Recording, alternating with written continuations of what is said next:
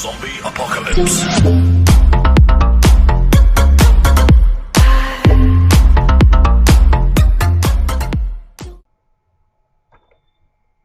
So welcome students to your favorite channel Expert Academy। आज हम start कर रहे हैं बेटा अकाउंटेंसी की पहली क्लास, और हम आज अकाउंटेंसी में सबसे पहले करेंगे पार्टनरशिप। सर पार्टनरशिप ही क्यों? क्योंकि बेटा पार्टनरशिप सबसे ज़्यादा मार्क्स कैरी करती है, आपके अप्रोक्स 30 मार्क्स कैरी करती है पेपर में। और आपके स्कूल्स में जो भी प्री बोर्ड्स होंगे आपके, या फिर जो भी आपके टर्म्स होंगे, उसमें सबसे पहले आपके ज़्यादातर क्या आती है? पार्टनरशिप आती है। तो हम क्या चालू करेंगे आज? पार्टनरशिप चालू करेंगे। पार्टनरशिप के अपने आज सिर्फ क्या सीखेंगे बेटा? बेसिक टर्म्स सीखेंगे। पार्टनरशिप की क्या सीखेंगे? बेसिक टर्म्स सीखेंगे। ठीक है, कि पार्टनरशिप होती क्या है और पार्टनरशिप में क्या बेसिक टर्म्स रहती है। तो स्टूडेंट्स आज आप अपनी कॉपी निकाल लो, नोटबुक लगा लो, जिसमें आप अपने कंसेप्ट्स लिखेंगे और साथ साथ में जो भी मैं बताऊंगा उसको लिखते जाएंगे और कंटिन्यू अपने पूरा करेंगे। ठीक है, आज अपने स्टार्ट कर रहे हैं पार्टनरशिप। पार्टनरशिप की सबसे पहले आती है बेटा डेफिनेशन, कि अपने को पार्टनरशिप पता ही नहीं क्या होती है। अपनों ने 11th में बिजनेस में पढ़ी कि पार्टनरशिप क्या होती है। पार्टनरशिप की डेफिनेशन देखो बेटा क्या लिखा हुआ है। कह रहा है partnership is the relation, partnership is the relation between persons. कह रहा है पार्टनरशिप ना पर्सन्स के बीच में रिलेशन होता है। वो have agreed to share profit, वो have agreed to share profit of the business carried on by all or any one of them acting for all। Sir ये आपने क्या बोला? हमें समझ नहीं आया। देखो बेटा अपनों ने 11th में किया था, जहां पर एक इंडिविजुअल यानी मतलब सिंगल इंडिविजुअल काम कर रहा है, वो क्या कहलाता है बेटा? सोल प्रोप्राइटरशिप कहलाता है। क्या बोला था अपनों ने उसको?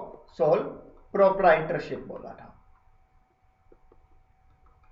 सोल प्रोप्राइटरशिप याद है सबको? अपनों ने सेकंड चैप्टर जो अपनों ने बिजनेस का पिछले साल किया था, उसमें जो एक सिंगल ओनर होता है, जो एक सिंगल इंडिविजुअल अपना बिजनेस करता है, उसको क्या बोला जाता है बेटा? सोल प्रोप्राइटरशिप बोला जाता है। लेकिन अब क्या हुआ बेटा, अपनों को ना जब दो से ज्यादा पर्सन आपस में मिलकर एक साथ बिजनेस करेंगे, एक साथ क्या करेंगे बेटा?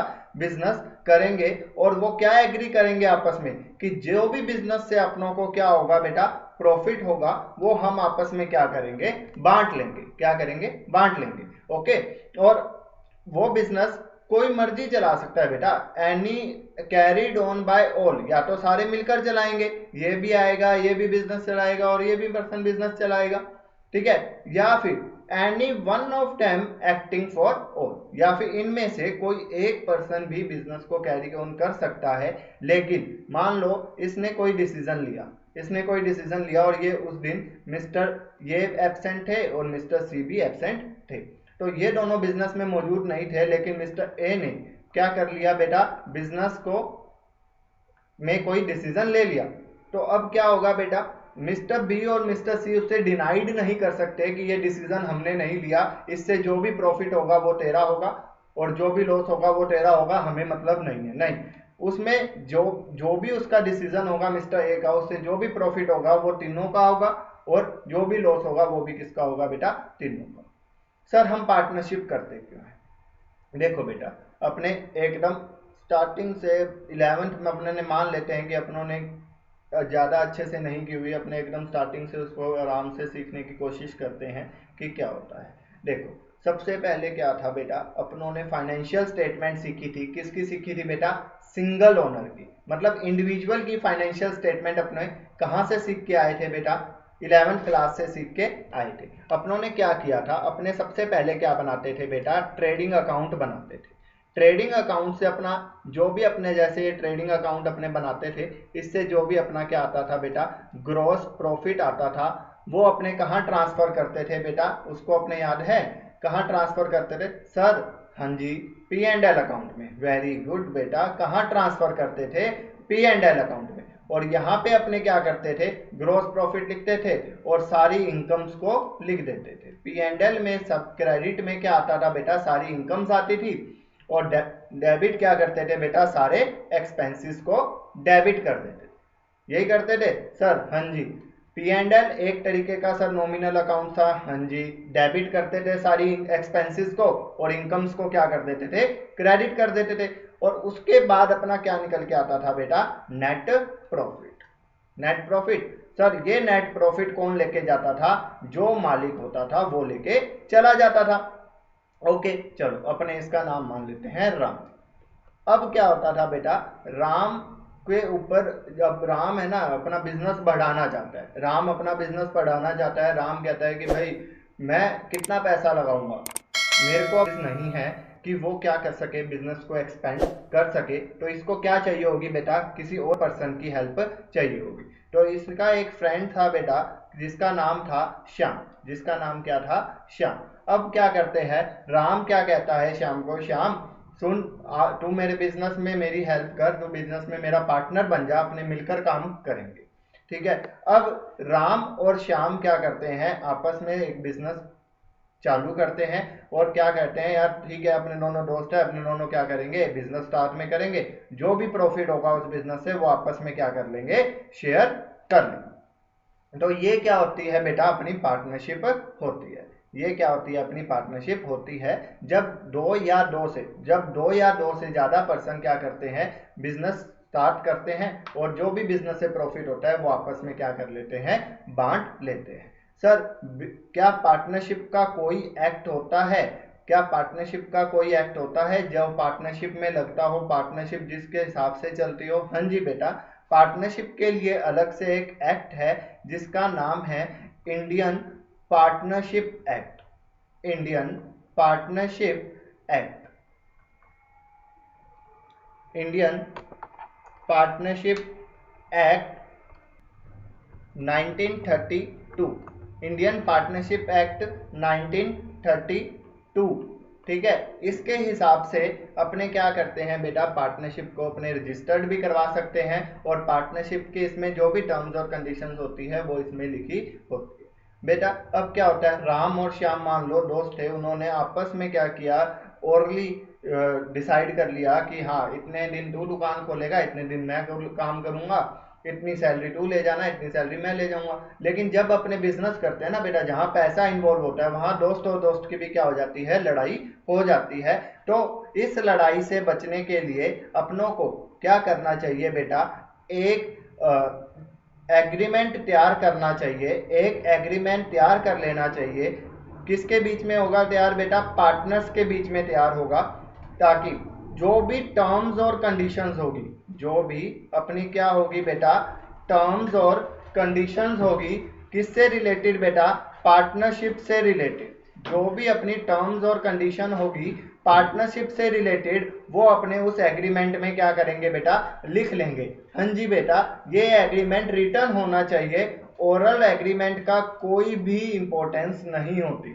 ठीक है। तो एक ऐसा रिटर्न डॉक्यूमेंट जिसमें पार्टनर्स क्या करते हैं, पार्टनरशिप की टर्म्स और कंडीशंस के बारे में लिखते हैं, वो एग्रीमेंट क्या कहलाता है बेटा, पार्टनरशिप डीड। वो एग्रीमेंट क्या कहलाएगा, पार्टनरशिप डीड स्टूडेंट। ठीक है।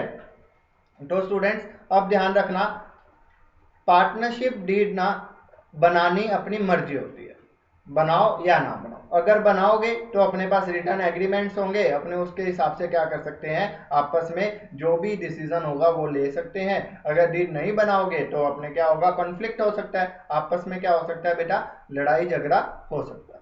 ठीक है सर, अगर डीड नहीं बनी होगी तो हम किसको फॉलो करेंगे, अगर डीड नहीं बनी होगी तो अपना एक्ट है 1932 में बना था जो इंडियन पार्टनरशिप एक्ट। ठीक है, उसके हिसाब से अपने क्या करेंगे, अपनी बुक्स को मेंटेन करेंगे।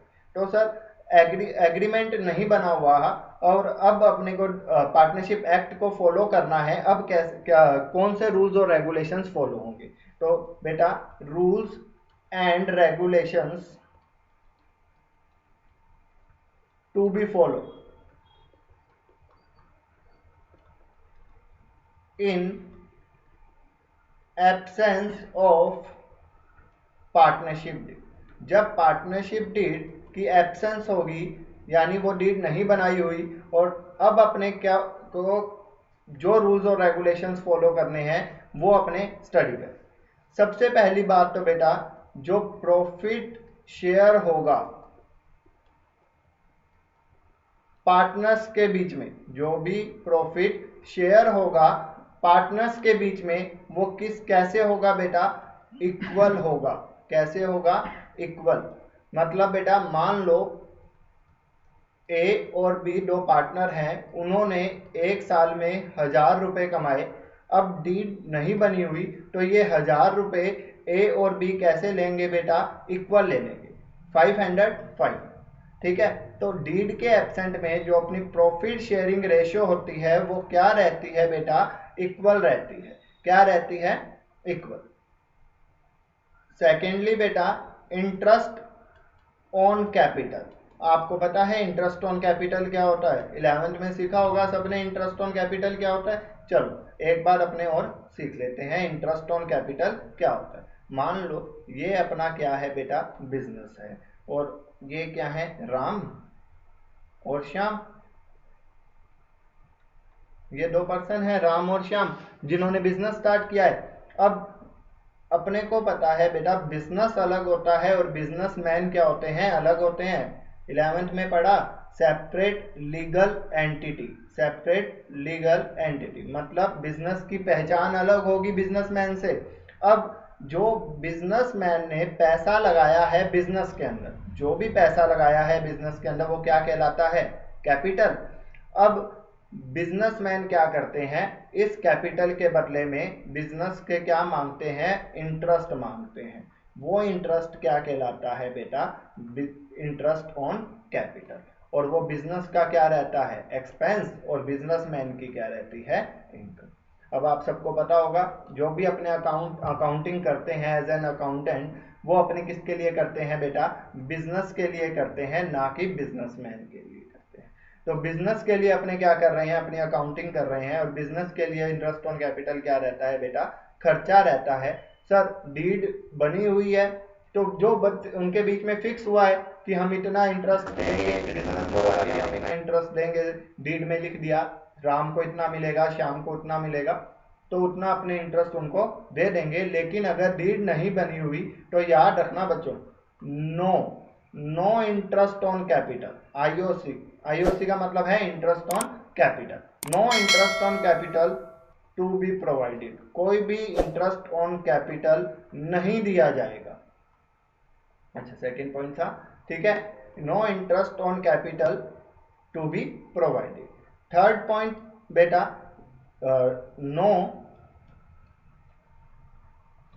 Interest on drawing. Interest on drawing के बारे में भी अभी अपने डिस्कस कर लेते हैं, बट ये ध्यान रखना कि अगर डीड नहीं बनी हुई तो इंटरेस्ट ऑन ड्राइंग भी नहीं दिया जाएगा। सर इंटरेस्ट ऑन ड्राइंग के बारे में बताएं। इंटरेस्ट ऑन ड्राइंग क्या होता है? वही बात बेटा, अगर बिजनेस अपनों को कैपिटल पर ब्याज देता है, इंटरेस्ट ऑन कैपिटल दे रहा है, तो जो पैसा बिजनेसमैन बिजनेस को से बीच में निकाल लेगा, साल के बीच में निकाल लेगा, उसको अपने क्या बोलेंगे? ड्राइंग बोलेंगे। क्या बोलेंगे? ड्राइंग। और इस पर अब बिजनेस क्या मांगता है? बिजनेसमैन से इंटरेस्ट मांगता है, और वो क्या कहलाता है बेटा? Interest on drawing. वो क्या कहलाता है? Interest on drawing. अब ये बिजनेस के लिए क्या बन जाएगी? इनकम, और बिजनेसमैन के लिए क्या बन जाएगा? खर्चा बन जाएगा। इतनी बात आ गई समझ? अब जितना डीड में लिख दिया, अगर डीड बनी हुई है तो उतना तो पार्टनर्स को, बिजनेस को इंटरेस्ट ऑन ड्राइंग मिल जाएगा। लेकिन अगर डीड नहीं बनी हुई, अगर डीड नहीं बनी हुई तो अपने कोई भी इंटरेस्ट ऑन ड्राइंग नहीं देंगे। ये बात हमेशा ध्यान रखना, अपने कोई भी इंटरेस्ट ऑन ड्राइंग नहीं देंगे। ठीक है सर, और अगर डीड नहीं बनी हुई तो एक इंपॉर्टेंट पॉइंट और है बेटा कि मान लो कोई पार्टनर सैलरी मांगता है, या कोई पार्टनर बोनस मांग रहा है, या कोई पार्टनर कमीशन मांग रहा है, अगर कोई पार्टनर सैलरी मांग रहा है, बोनस मांग रहा है, कमीशन मांग रहा है, उसको कुछ भी नहीं मिलेगा। ना उसको सैलरी मिलेगी, ना उसको बोनस मिलेगा, और ना ही उसको कमीशन मिलेगा, क्योंकि अपनी डीड नहीं बनी हुई। और जब डीड नहीं बनी होगी तो पार्टनर को ना ही सैलरी मिलेगी, ना ही बोनस, और ना ही कमीशन मिलेगा। डीड बनी हुई है तो वो जो डीड में लिख दिया वो मिल जाएगा। ठीक है। फिफ्थ पॉइंट बेटा सबसे इंपॉर्टेंट पॉइंट रहेगा, ये पॉइंट ध्यान रखना, इंटरेस्ट ऑन लोन। अगर किसी पार्टनर ने ये मान लो राम है, और राम ने क्या कर रखा है, बिजनेस को कोई लोन दे रखा है, अब बिजनेस का एक पॉइंट बनता है कि इस लोन पर क्या दिया जाए, इंटरेस्ट दिया जाए। लेकिन डीड नहीं बनी हुई। अब डीड बनी होती तो वो उतना इंटरेस्ट दे देता बिजनेस। अब डीड नहीं बनी हुई तो क्या सर इंटरेस्ट ऑन लोन भी नहीं मिलेगा राम को? नहीं बेटा, इंटरेस्ट ऑन लोन फिर भी मिलेगा, और वो कितना मिलेगा, it is to be provided at the rate 6% per annum. यानी 6% तो आपको मिलेगा ही मिलेगा। सबसे इंपॉर्टेंट पॉइंट है बेटा, इस पॉइंट को हमेशा दिमाग में रखना कि इंटरेस्ट ऑन लोन चाहे पार्टनरशिप डीड बनी हुई है, जितनी बनी हुई है तो उतना देंगे, नहीं बनी हुई तो आप मिनिमम कितना दोगे, कंपलसरी है, बिजनेस पार्टनर को कितना देगा, 6% पर एनम तो देगा ही देगा। तो बेटा अपनों ने क्या किया, ये 5 पॉइंट आपको ध्यान में रखने हैं। पहला पॉइंट, डीड की एब्सेंस में, पहला पॉइंट क्या है, अगर डीड नहीं बनी हुई तो आपको प्रॉफिट शेयरिंग रेशो क्या देना है, इक्वल देना है। सेकेंड पॉइंट अपना क्या है बेटा, आपको इंटरेस्ट ऑन कैपिटल नहीं मिलेगा, किसी भी पार्टनर को नहीं मिलेगा। बिजनेस को इंटरेस्ट ऑन ड्रॉइंग भी नहीं मिलेगा।